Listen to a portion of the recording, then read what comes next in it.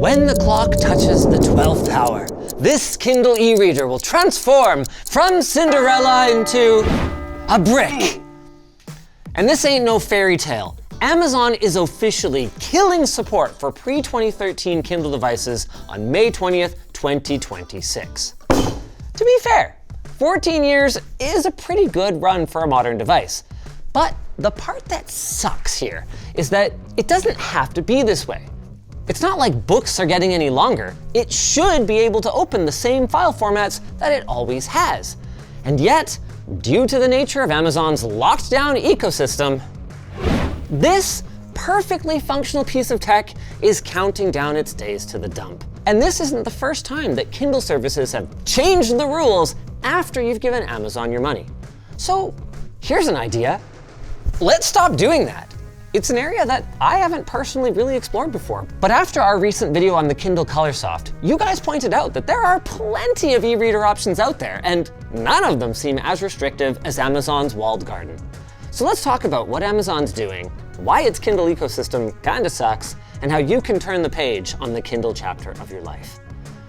But first, let's turn the page on this segue to our sponsor. Meter. They build enterprise-level networks from the ground up, including designing and manufacturing their own hardware. So if you're looking for a reliable, scalable networking across multi-site enterprise environments, check out our link in the description.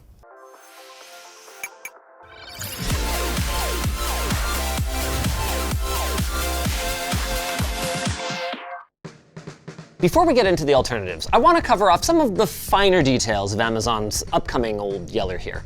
First, while it is true that you will no longer be able to purchase, borrow, or download books from affected devices, you can still read books that you have already downloaded to the device. However, even that saving grace is pretty hollow, since Amazon says that deregistering the device, either through your device options or a factory reset, will make it so that you cannot re-register or use it in any way. So, bricked. By comparison, Amazon's biggest competitor, Kobo, takes an approach that feels downright open. For instance, Kobo also has DRM protection for ebooks from its store, but they have a first-party guide that tells customers how to read those DRM ebooks on third-party devices. And the way that Kobo plays nice with other platforms makes its own devices way easier to use in the first place. With a Kobo, if I want to get a DRM-free ebook from some other store, I can plug it in, drag and drop my files to it, and that's it. It's good to go. Meanwhile, Amazon does allow a few file types to be dragged and dropped, but generally relies on the Send to Kindle online tool that only works when your device is registered and online. And since that's the only official way to add third-party ebooks to Kindle, come May, you might be plumb out of luck. That is, unless you're willing to open up a pathway to abilities that some might consider to be unnatural. More on that later. First, aside from making your files easy to move around, Kobos also have native Libby integration, so you can just download ebooks from your local library directly to your device. Kindles, meanwhile, can use Libby as well, but it's a little convoluted, requiring you to borrow from another device before syncing, because, I don't know, screw anything that doesn't give Amazon an extra buck, right? Kobo, so far kind of looking like a no-brainer here. Having its own ecosystem means you keep all the ease of use benefits of a Kindle, but without giving up the freedom to take your stuff and move on later. And did I mention that the entry-level Kobo Clara BW costs just $10 more than the cheapest Kindle? Or at least the cheapest Kindle that doesn't fart ads in your face every time you use it. Of course, there are other options, including one that is even more open. Boox, or as I like to call it, Boox, with its Android-based e-readers, just does away with ecosystems entirely. That could make it the easiest possible transition if you want to bring your old libraries with you, since you can just download Kindle, Kobo, and Libby as apps, and then have access to everything on one device.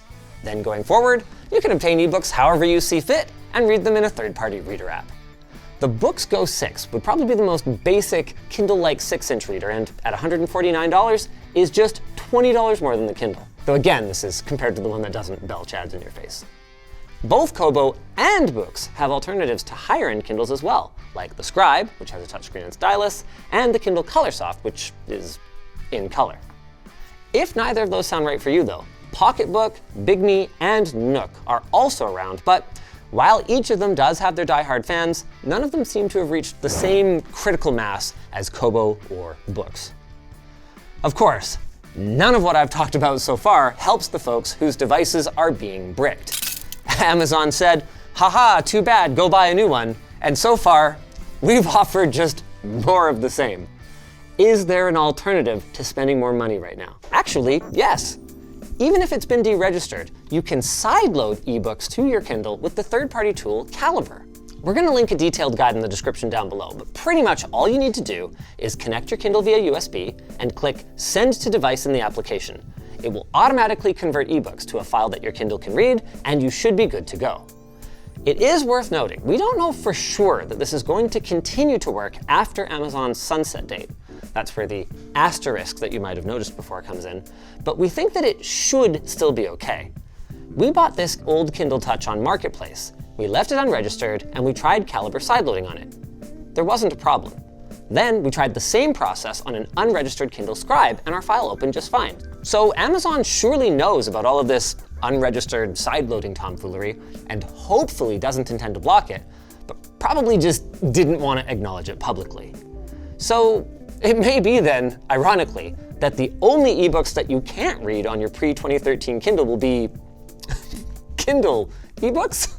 If you're the daring type, you do have other options. You could just jailbreak your Kindle.